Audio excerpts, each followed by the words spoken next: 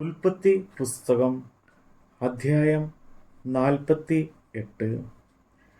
അനന്തരം യോസഫിന്, നിന്റെ അപ്പൻ ദീനമായി കിടക്കുന്നു എന്ന് വർത്തമാനം വന്നു. ഉടനെ അവൻ മനശ്ശെ, എഫ്രയീം എന്ന 2 പുത്രന്മാരെയും കൂട്ടിക്കൊണ്ട് ചെന്നു.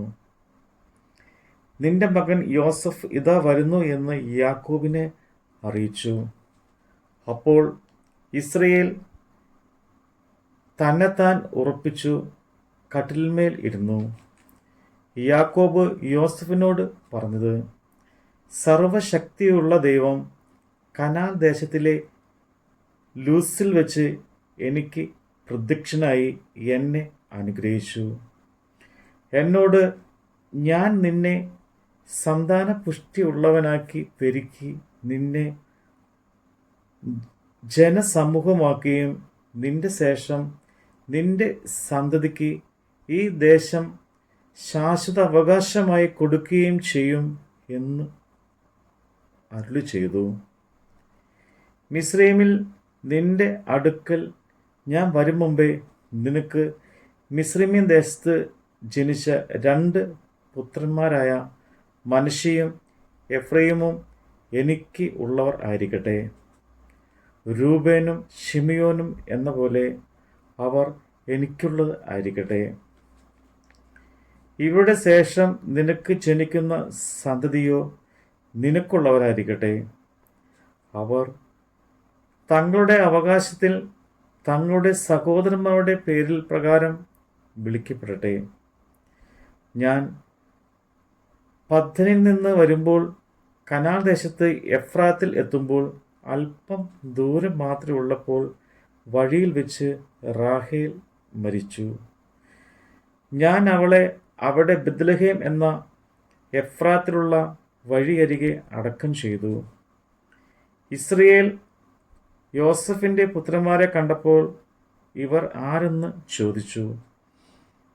ദൈവം ഇവിടെ എനിക്ക് തന്നിട്ടുള്ള പുത്രന്മാർ എന്ന് യോസഫ് അപ്പനോട് പറഞ്ഞു. അവരെ എൻ്റെ അടുക്കൽ കൊണ്ടുവരിക, ഞാൻ അവരെ അനുഗ്രഹിക്കുമെന്ന് അവൻ പറഞ്ഞു.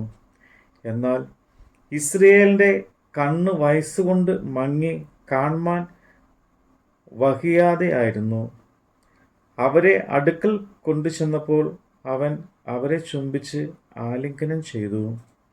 ഇസ്രയേൽ യോസഫിനോട്, നിന്റെ മുഖം കാണുമെന്ന് ഞാൻ വിചാരിച്ചിരുന്നില്ല. എന്നാൽ നിന്റെ സന്തതിയെയും കാണുവാൻ ദൈവം എനിക്ക് സംഗതി വരുത്തിയല്ലോ എന്ന് പറഞ്ഞ് യോസഫ് അവരെ അവൻ്റെ മുഴങ്കാലുകൾക്കിടയിൽ നിന്ന് മാറ്റി സാഷ്ടാംഗം നമസ്കരിച്ചു. പിന്നെ യോസഫ് എഫ്രയീമിനെ വലം കൈകൊണ്ട് പിടിച്ച് ഇസ്രയേലിൻ്റെ ഇടം കൈക്ക് നേരെയും മനശ്ശെയെ ഇടം കൈകൊണ്ട് പിടിച്ച് ഇസ്രയേലിൻ്റെ വലം കൈക്ക് നേരെയുമായി ഇങ്ങനെ 2 പേരെയും അവൻ്റെ അടുക്കൽ കൊണ്ടുവന്നു. ഇസ്രയേൽ വലം കൈ നീട്ടി ഇളയവനായ എഫ്രയീമിൻ്റെ തലയിലും ഇടം കൈ മൂത്തവനായ മനശ്ശെയുടെ തലയിലുമായി അങ്ങനെ തൻ്റെ കൈകളെ പിണച്ചു വെച്ചു. പിന്നെ അവൻ യോസഫിനെ അനുഗ്രഹിച്ചു. എൻ്റെ പിതാക്കന്മാരായ അബ്രഹാമും ഇസ്ഹാക്കും ഭജിച്ചു വന്ന ദൈവം,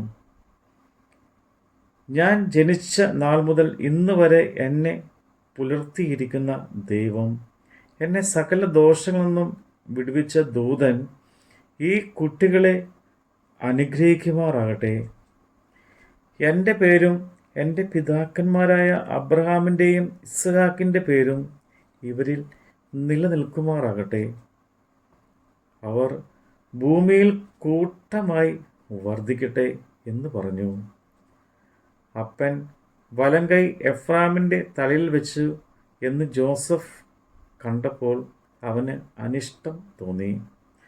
അപ്പൻ്റെ കൈ എഫ്രയീമിൻ്റെ തലയിൽ നിന്ന് മനശ്ശെയുടെ തലയിൽ മാറ്റി വെപ്പാൻ പിടിച്ചു. യോസഫ് അപ്പനോട്, അങ്ങനെയല്ല എൻ്റെ അപ്പ, ഇവനല്ലോ ആദിജാതൻ, ഇവൻ്റെ തലയിൽ വലങ്കൈ വെക്കണം എന്ന് പറഞ്ഞു. എന്നാൽ അവൻ്റെ അപ്പൻ സമ്മതിക്കാതെ, എനിക്ക് അറിയാം മകനെ, എനിക്ക് അറിയാം, ഇവനും ഒരു വലിയ ജനമായി തീരും, ഇവനും വർദ്ധിക്കും, എങ്കിലും അനുജൻ അവനേക്കാൾ അധികം വർദ്ധിക്കും, അവൻ്റെ സന്തതി ജനസമൂഹമായി തീരും എന്ന് പറഞ്ഞു. അങ്ങനെ അവൻ അന്ന് അവരെ അനുഗ്രഹിച്ചു. ദൈവം നിന്നെ എഫ്രൈമിനെയും മനശ്ശെയെയും പോലെ ആക്കുമാറാകട്ടെ എന്ന് ഇസ്രയേലേൻ നിന്റെ പേർ ചൊല്ലി അനുഗ്രഹിക്കും എന്ന് പറഞ്ഞ് എഫ്രൈമിനെ മനശ്ശെക്ക് മുമ്പാക്കി.